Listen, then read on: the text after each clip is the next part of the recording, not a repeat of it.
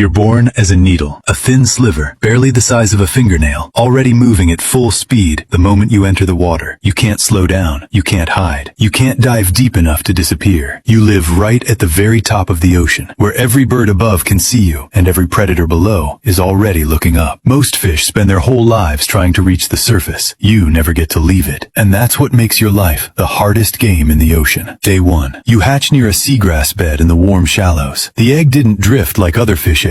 It was anchored to a blade of grass by a sticky thread, rocking alone with every current while you developed inside. When you finally break free, you're barely a centimeter long, but already shaped like what you'll become. Long, thin, pointed at both ends. Your jaw already stretches forward into a beak lined with tiny sharp teeth. You are built for one thing from the moment you're born: speed. The first thing you notice is light. The surface is right above you, close enough to touch, and it pulls you upward. You break through the film of water and ride the line between air and ocean. A bird passes overhead. You don't know what it is yet, but something deep in your body tells you to move. So you do. You shoot forward, faster than anything your size should be able to move, and you keep going until the shadow is gone. That instinct just saved your life. You'll need it again in about 30 seconds. Skip forward, and you're 3 weeks old now. You've been feeding on zooplankton and tiny larvae near the surface, snapping your beak left and right in quick bursts. Then, one afternoon, a group of juvenile needlefish appear from the east, about 20 of them, moving in a loose line just below the surface, their bodies flickering like broken mirror glass in the sunlight. You fall in beside them without thinking. They don't welcome you. They don't reject you either. They just keep moving, and you move with them. That's how it works out here. You either keep up or you don't. That same night, the group passes too close to a lit fishing boat. The light draws in small fish. It always does. And the needlefish know this. They accelerate toward the glow to feed, but one of them misjudges the angle. It launches out of the water straight toward the light and slams into the hull of the boat at full speed. The impact is instant. It doesn't move again. The others don't stop. You don't either. You've already learned that stopping is the only thing that gets you killed faster. You're 2 months old and nearly 20 centimeters now. You've gotten better at reading the group, when to push forward, when to hold back, when something in the water has changed. One morning, a cormorant drops from above and cuts through the school like a torpedo, wings pinned tight, beak locked on the densest part of the group. It grabs one needlefish by the middle and twists upward. The fish bends almost in half. The cormorant tries to reposition it head first to swallow, and in that second, the rest of you explode in every direction, slashing across the surface in silver lines. You clear the water entirely for half a second and land 3 meters out. When you look back, the cormorant is gone. So is the fish. You regroup with what's left. 12 now, down from 20. No one reacts to the loss. No hesitation, no circling back. The formation just gets tighter and keeps moving. That's grief out here. You just close the gap. You're 4 months old and hunting differently now. Instead of chasing, you wait at the edge of baitfish schools and herd them with short, sharp bursts, cutting off escape angles until something panics and breaks from the group. The moment it separates, you take it. One afternoon, you chase a small anchovy into a patch of floating kelp. It tries to hide in the strands. You follow it in, snapping twice before catching it sideways in your beak. That's when the barracuda comes out of the kelp from the side. It doesn't chase you. It doesn't need to. It just appears and opens its mouth. You kick hard to the right, barely clearing its jaw, and burst through the surface. You clear almost a meter of air before crashing back down. The barracuda turns back into the kelp and disappears. You circle wide and don't go near kelp again for 2 weeks. You're 6 months old and nearly 50 centimeters. You've left the juvenile group. You're too big now, and they're too slow. You hunt alone through the surface layer, reading the water the way you've learned. A shadow beneath means something is rising. A ripple from above means something is falling. You've learned to tell the difference between a cloud passing over and a bird lining up a dive. That difference has kept you alive. Then one evening, you find another needlefish near a current line where small fish are stacking up. You both move in at the same time. He takes the left side, you take the right, and together you drive the baitfish into a tight ball between you. You eat well that evening, better than you have alone. You stay close for 3 days, and it works. But on the 4th day, he gets competitive, cutting in front of your strikes, shouldering you off approach angles before you can lock on. By the 5th day, he's taken 4 fish that should have been yours. You're hungrier than when you were alone. On the 6th morning, you come in from behind while he's mid-strike and ram him hard in the flank with your beak. He spins sideways, loses the fish, and breaks away fast. He doesn't come back. You eat his catch. Sometimes, the most efficient move is to clear the competition. You're 9 months old now, close to 70 centimeters, and you've survived more than most. Then Then, one night, a gill net drops silently into the water around you. You don't see it coming. The mesh is near invisible in the dark. By the time you feel the resistance, you're already inside. You kick left, mesh. You kick right, mesh. You try to dive, and the lead line is already below you. The more you thrash, the tighter it pulls. You go completely still. Then you try one long, slow push forward. Your body slides through half an inch. You do it again, slower this time. The mesh scrapes raw lines along both sides of your body. Then your tail clears, and you're through. You surface 20 meters away, burning all over. Two other needlefish are still tangled in the net behind you, motionless. You don't go back. You turn east and swim until the boat's light disappears behind you. You're almost a full year old. One evening, a sport fishing boat cuts its engine near a reef edge and drops lures over the side. Silver, fast-moving, exactly the size of fish you've been hunting all season. You see the flash from 15 meters out. You track it on the first pass and don't strike. Something feels wrong. You circle it twice more. It moves like real prey. Right size, right flash, right depth. By the third pass, your hunger wins. You hit the lure queen from the side. The hook punches through your jaw before you even feel it. The line pulls tight a second later. You go vertical, straight up out of the water, twisting hard,